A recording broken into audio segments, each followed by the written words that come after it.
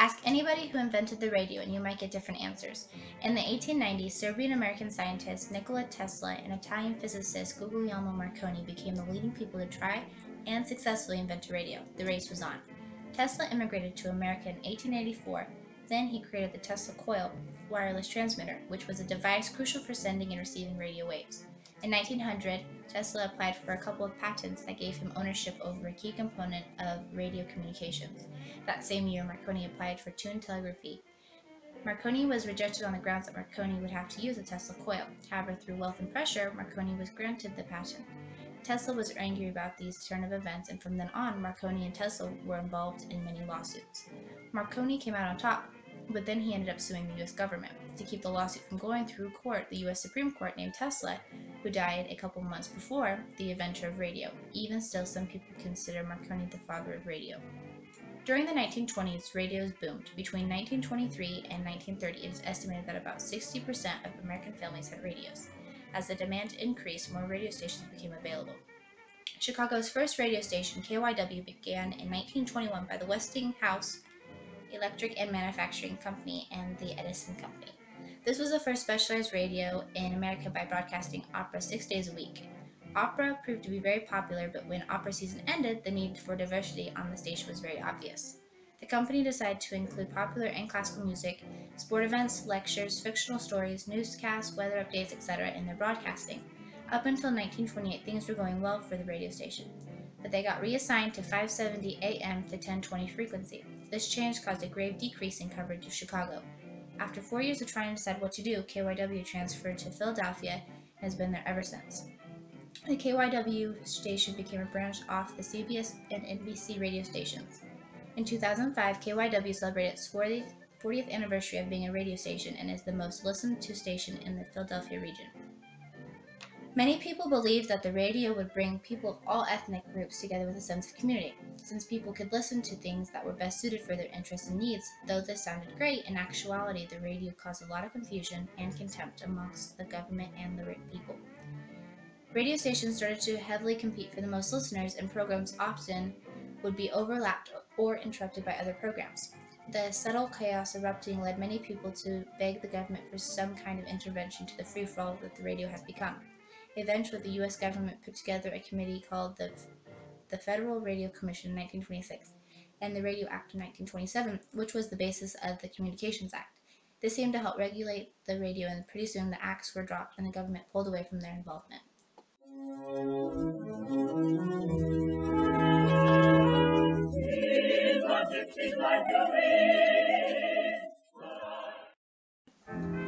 Not only was the radio huge in the movement of our history, it was also extremely important in the science of it too.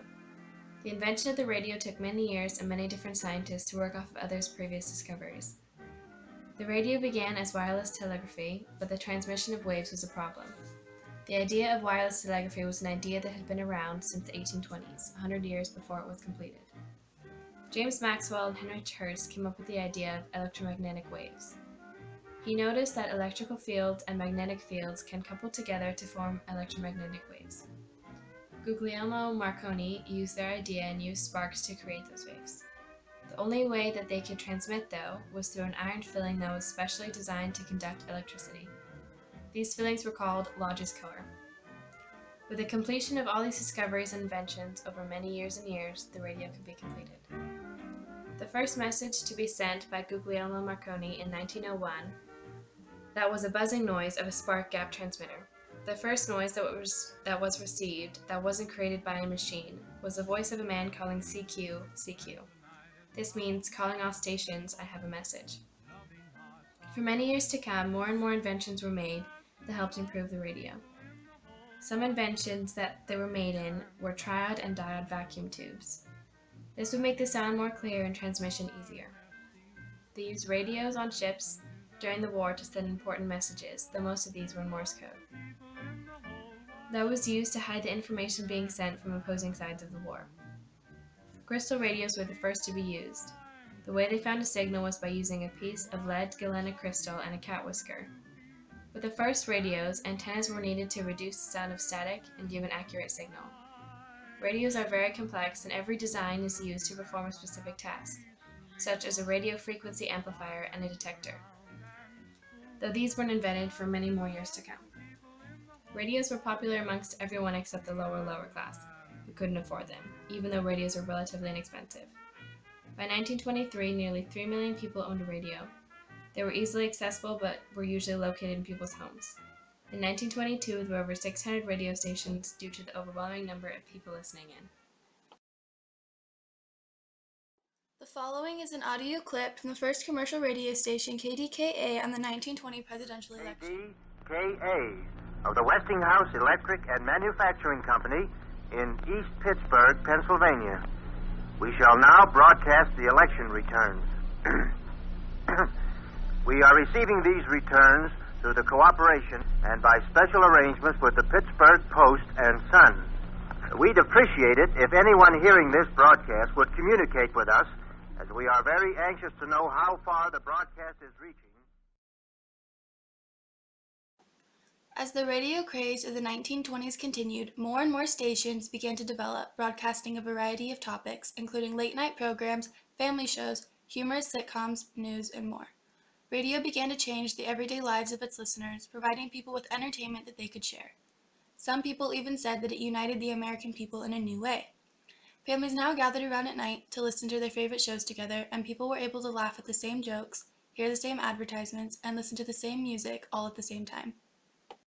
Some of the most popular radio programs of the 1920s include Cecil and Sally, a musical comedy routine that debuted on KYA in San Francisco, and a comedy series called Amos and Andy.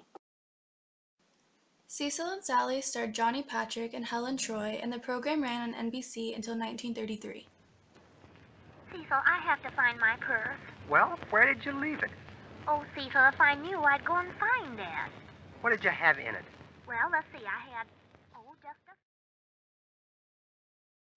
Although it sparked some controversy, Amos and Andy was one of the most listened to and longest-running shows in radio history in the United States. Starring Freeman Gosden and Charles Carrell, the show was broadcasted on WMAQ, an AM radio station located in Chicago, which lasted from 1922 to 2000.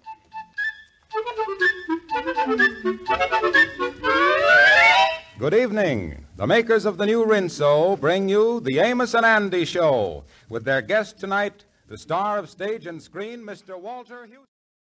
WMAQ, which stands for We Must Ask Questions, was owned by NBC and aired educational programming, children's shows, a wide variety of music, and more. It was given its name by Herbert Hoover and was one of the first stations to provide play-by-plays of sports games, including the first radio broadcast of a Chicago Cubs game. Not only did the radio provide people with a new source of entertainment, it also paved the way for a new type of advertisement. As the use of radio for advertising became more prominent, radio networks began picking up more sponsored shows and programs. One popular radio show, the Ever Ready Hour, was one of the first client-sponsored radio programs paid for by the National Carbon Company, who owned Ever Ready Battery.